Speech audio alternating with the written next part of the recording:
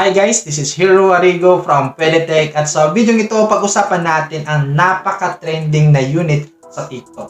So talagang nawindang ang lahat ng nilabas ni Infinix ang bago nilang entry-level phone. Napakadaming bumili, talaga namang nag-sold out, nag-restock na naman at saka mas bumaba pa yung presyo. So, walang iba, ito yung unit na ito, ang Infinix Smart 8.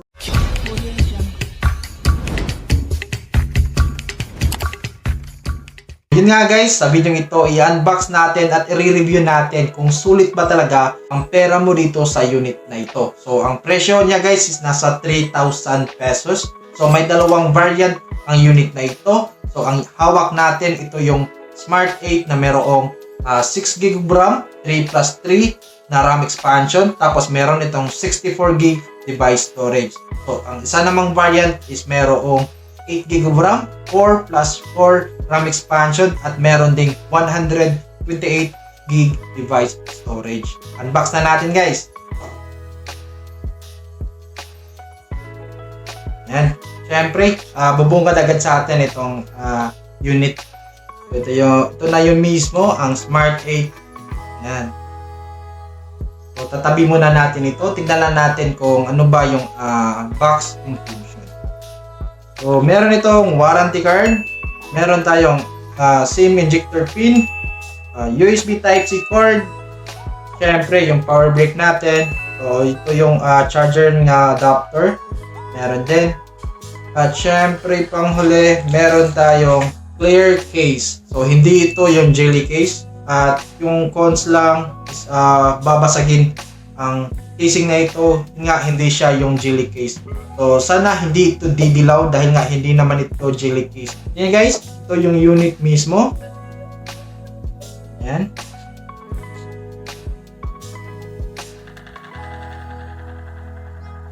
Yun.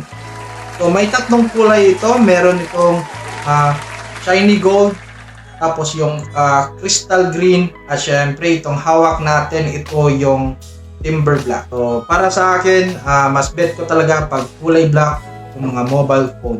Yun nga, dahil medyo elegant para sa akin pag kulay black lang. At kung napapansin nyo, ayan, familiar ba? So makikita agad natin yung design sa likod. Is mukha nga siyang, sabihin na natin, iPhone. So ito yung camera module niya, talagang parang iPhone. Pero ang camera ng unit na ito ng Smart 8 is dual rear camera lang po.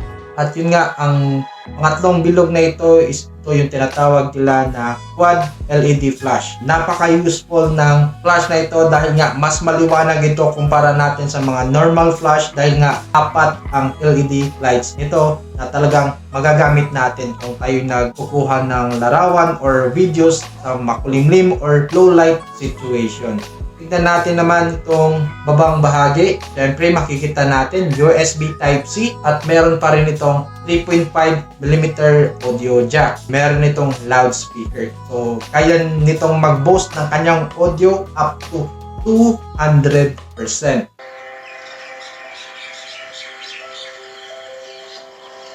Nandito yung volume rack at syempre itong fingerprint scanner na power on at power off button. Sa ibang side naman is makikita din natin itong SIM tray niya. Meron pa rin itong micro SD slot at dual SIM card. Dito naman sa itaas na bahagi makikita natin ito yung earpiece niya. So meron din itong nakatagong LED flash. So guys, ang unit nito ay may flash sa likod, may flash din sa harap. So ipapakita ko sa inyo, on muna natin or ito turn on muna natin ang device. At syempre, pumasa ito sa top reliability 360-degree lab quality test. So, may ensure talaga natin na talagang matibay ang mga unit ni Infinix. Yun. Mapapansin agad natin is syempre nasa box nga, naka-punch hole display ng unit na ito. So, meron itong 6.6-inch HD Plus LCD display at naka 90Hz. At syempre, yung screen resolution naman niya guys is nasa 720 by 1612 pixels. Yung kanyang PPI is 267. At kahit IPS LCD lang ito guys, kaya nito mag 500 nits yung kanyang brightness. Sa tingin ko guys, dito pa lang sa screen display, makikita ko na agad or masasabi ko na agad kung bakit naging trending or napaka daming nag-aabang sa unit na ito. Dahil nga, ang unit na ito is 90 Hz refresh rate, which is talaga namang mapapansin natin kung sa ibang brand is nasa 10,000 pataas na ang presyohan pag naka 90 Hz. At idagdag mo pa ang punch hole display, which is talaga namang napakasulit na nun sa halagang 3,000 pesos. Since guys, makikita natin napakalaki ng screen, automatic, ang battery naman ito is napakalaki rin. 5,000 mAh LiPo battery. Kaso nga lang guys, ang charging rate niya is up to 10 watts lang. So matagal siya malobat, kaso nga lang hindi siya ganun din kabilis i-charge dahil nga 10 watts lang ang kanyang charging rate. So punta naman tayo sa kanyang camera. So may dalawang camera ito sa likuran or sa rear camera. So ang main camera nito guys is 13 megapixels at yung kanyang secondary camera naman ay AI cam. Punta tayo sa front camera, which is yun nga, punch hole display. So meron itong 8 megapixels camera. So kaya nitong kumuha ng 1080p na merong 30 frames per second. Sa front camera naman is kaya rin niyang kumuha ng 1080p na mayroong 30 frames per second. Yun, so may mga special features din ito guys sa kanyang camera. Mayroong short video, beauty mode, portrait mode, super night, tapos syempre swipe up lang natin, makikita natin dito yung iba pang features. Merong panorama, document, ER shot, slow motion, saka yung time lapse. So, ito yung hitsura guys. Talaga namang napakaganda at napaka-useful ito. Lalong-lalo na kung yung surroundings nyo is walang gaanong light. So, para sa mga low light situation. Yun. So, napakalakas ng kanyang LED flash. Punta naman tayo sa harapan. Ayan. So guys, mapapansin nyo, meron din tayong LED flash na nakalagay dito sa ating front camera. So, ganda ng ginawa ni Infinix dito dahil nga sa presyong ito mayroon na tayong pang selfie or pang vlogging na camera. So gagawa din tayo ng separate video ng full camera test ng unit na ito. So huwag kalimutan i-like this video at mag-subscribe na rin at i-hit yung notification bell para ma-update ka once na-upload ko na ang content na iyon. Ang Infinix Smart 8 guys is powered by Android 13 version. Ang kanya namang processor guys is Unisoc T606 chipset built on a 12 nanometer processor. Yun nga guys, dahil nga entry level phone ito, expected natin na Unisoc yung ginagamit na processor para sa mga unit na ito sa mga ganitong presyohan. Pero nasa Unisoc T606 na ang ginamit nila na processor tapos naka 12 nanometer pa. Siyempre guys, yung CPU is octa-core tapos yung GPU naman is Mali G57 MP1.